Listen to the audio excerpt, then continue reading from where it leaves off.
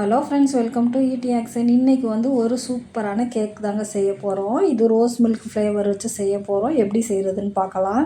இந்த வீடியோ பார்க்குறவங்க லைக் பண்ணுங்கள், ஷேர் பண்ணுங்கள், சப்ஸ்கிரைப் பண்ணுங்கள். இப்போ வாங்க நம்ம எப்படி செய்கிறதுன்னு பார்க்கலாம்.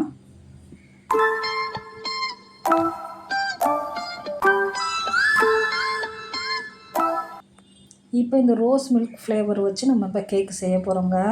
இதுக்கு வந்து ஃபஸ்ட்டு வந்து நான் ஒரு 3 முட்டை ஒரு பவுலில் சேர்த்துக்கிறேன். இது ரொம்ப சிம்பிளான ரெசிபி தான். ரொம்ப சீக்கிரமாகவே செஞ்சிடலாங்க. இப்போ 3 முட்டை போட்டு பீட்டரில் நல்லா அடிக்கிறேன். இது முட்டையை வந்து நல்லா அடிச்சுக்கிறலாம் நம்ம. இது எல்லாமே மாவு எல்லாமே இப்போ வந்து நம்ம இதில் தான் பீட்டர்லேயே தான் அடித்து இப்போ செய்ய போகிறோம். இந்த கேக்கு ரொம்ப சிம்பிளான ரெசிபிங்க. சீக்கிரமாகவே செஞ்சு முடிச்சிடலாம். இப்போ பாருங்கள், நம்மளுக்கு முட்டை நல்லா அடித்தாச்சு. இப்போ வந்து இது கூடவே வந்து 1/2 கப்பு அளவுக்கு சீனி சேர்த்துக்கிறேங்க. அதாவது சர்க்கரை சேர்த்துக்கிறேன் 1/2 கப்பு அளவுக்கு. அதுவும் சேர்த்து நல்லா அடித்தாச்சு. இப்போ வந்து 1 கப்பு அளவுக்கு மைதா மாவு சேர்த்துக்கிறலாங்க. அதில் மைதா மாவு வந்து கொஞ்சம் கொஞ்சமாக சேர்த்து அடிச்சிடலாம். இந்த மாதிரி இது நல்லா ரொம்பவே சாஃப்டாக இருக்கும். இந்த கேக்கு ரொம்ப நல்ல டேஸ்ட்டாக இருக்கும். இப்போ பாருங்கள், மைதா மாவு சேர்த்து நல்லா அடித்தாச்சு பாருங்கள். இப்போ வந்து ரோஸ் மில்க் வந்து நம்மளுக்கு எசன்ஸ் சேர்க்கணுங்க. உங்கள்கிட்ட எசன்ஸ் இருந்துச்சுன்னா ஒரு 5 ட்ராப் சேருங்க. இன்றைக்கி வந்து என்கிட்ட வந்து அது வந்து எசன்ஸ் இல்லை, சர்பத்து தான் இருக்குது. நான் ஒரு 2 டேபிள் ஸ்பூன் அளவுக்கு சர்பத்து சேர்க்குறேன். இப்போ இதுவும் சேர்த்து அதோடையே நல்லா மிக்ஸ் பண்ணிடலாம். இப்போ எல்லாமே வந்து நம்ம பீட்டரால் தாங்க இன்றைக்கி அடித்து விட்டு நம்ம செய்ய போகிறோம். இங்கே பாருங்கள், 2 டேபிள் ஸ்பூன் வந்து இதுக்கு வந்து அளவு வந்து கரெக்டாக இருந்துச்சு. இப்போ வந்து இது கூடவே வந்து ஒரு 1/4 ஸ்பூன் அளவுக்கு வந்து பேக்கிங் சோடா சேர்த்துக்கிறேங்க. அதாவது கேக்குக்கு சேர்க்கக்கூடியது சேர்த்துக்கிறேன். சேர்த்து அதையும் நல்லா மிக்ஸ் பண்ணிடலாம். இப்போ வந்து ஃப்ளேவருக்கு நம்ம ரோஸ் மில்க் சேர்க்குறதுனால வெண்ணிலா எசன்ஸ் எதுவும் தேவையில்லைங்க இதுக்கு.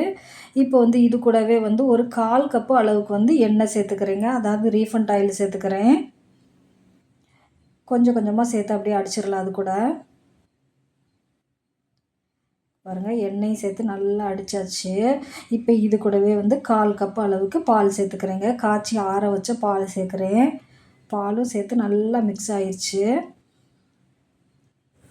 இப்போ இது கூடவே வந்து லாஸ்ட்டாக வந்து நம்ம கொஞ்சமாக உப்பு சேர்த்துக்க போகிறோங்க. இங்கே பாருங்கள், கொஞ்சமாக ஒரு 2 பிஞ்ச் அளவுக்கு சேர்க்குறேன் உப்பு. உப்பும் சேர்த்து நல்லா மிக்ஸ் பண்ணிடலாம். இதை லாஸ்ட்டாக உப்பு சேர்த்துருக்கேன். அவ்வளோதாங்க. இப்போ ரெடி ஆயிடுச்சு. இப்போ மாவு ரெடி ஆயிடுச்சு. நம்ம வந்து இப்போ குக்கர் வந்து அடுப்பில் வைக்க போகிறோம். குக்கரில் தான் செய்ய போகிறோம். இங்கே பாருங்கள், அடுப்பை ஆன் பண்ணி உப்பு போட்டிருக்கேன். உப்பு போட்டு இதுக்கு மேலே வந்து நான் ஸ்டாண்டு போட்டிருக்கேன் பாருங்கள்.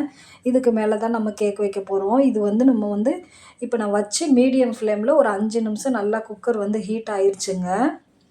இப்போ ஹீட் ஆகிட்டுருக்கு. இப்போ நம்ம எந்த பாத்திரத்தில் ஊற்ற போகிறோமோ, இப்போ நான் லைட்டாக எண்ணெய் தடவி சுற்றி தடவி விட்டுக்கிறேன் இந்த பாத்திரத்தில். தடவி விட்டுட்டு இப்போ லைட்டாக கொஞ்சம் மைதா மாவு போட்டு சுற்றி தட்டிட்டிங்கன்னா வந்து கேக் வந்து நம்மளுக்கு ஒட்டாமல் நல்லா வந்துடுங்க. இங்கே பாருங்கள், இந்த மாதிரி தட்டி எடுத்துக்கோங்க.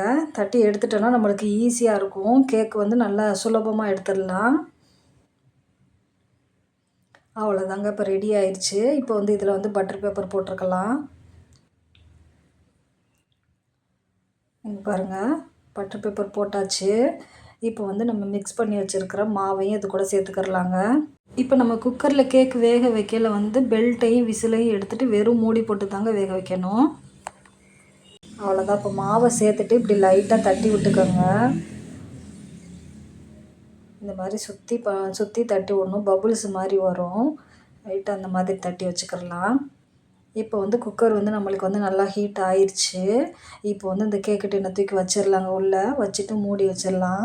இப்போ இது கரெக்டாக வந்து ஒரு 45 நிமிஷம்னாச்சும் வேகுங்க.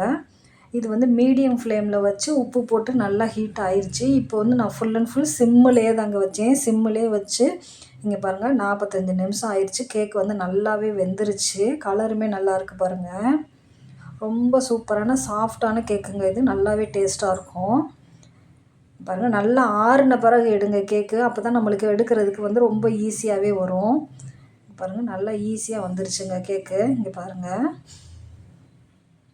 இந்த பட்டர் பேப்பரும் எடுக்கிறதுக்கு ரொம்ப ஈஸியாக வந்துடும்.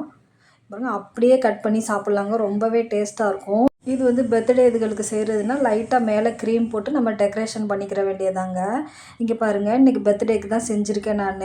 லைட்டாக மேலே க்ரீம் போட்டு ஃப்ரூட்டி தாங்க போட்டிருக்கேன். வேறு எதுவும் சேர்க்கல. ரொம்பவே சிம்பிளான ரெசிபியான கேக்கு தாங்க இது. ரொம்ப சிம்பிளாக வீட்டில் செஞ்சிடலாம். இதே போல் நீங்களும் ட்ரை பண்ணி பாருங்கள். தேங்க் யூ ஃபார் வாட்சிங்.